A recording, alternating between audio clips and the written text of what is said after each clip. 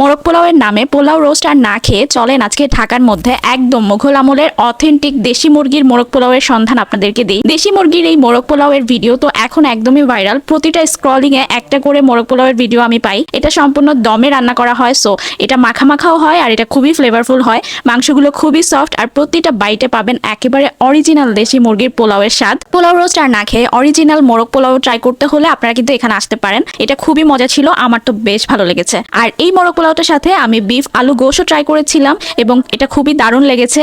আর খুবই ইন্টারেস্টিং ছিল এই আইটেমটাও আমি ট্রাই করেছি, বিফ লাচ্ছি। এটা ফার্স্ট টাইম ট্রাই করলেও বেশ ভালো লেগেছে। বাট স্যাড থিং ইজ এখানে না অলওয়েজ প্রচুর পরিমাণে ক্রাউড থাকে। ভালো খাবার মানেই তো ভালো ক্রাউড তো থাকতেই হবে বলেন। পুরান ঢাকা এত জার্নি করে কষ্ট করে এখন আর না গিয়ে মোহাম্মদপুরের মুঘল এম্পায়ারে চলে আসুন এবং এটার ভিতরেও না একটা মুঘল অ্যাম্বিয়েন্স পাবেন, যেটা খুবই ভালো লাগবে এবং খাবার তো অনেক মজা। এবং আমি আপনাদেরকে একদম মাস্ট রেকমেন্ড করব এই মোরগ পোলাওয়ের নামে পোলাও রোস্ট না খেয়ে এখানের মোরগ পোলাওটা খান, এটা কিন্তু বেশ মজা। Thanks for watching.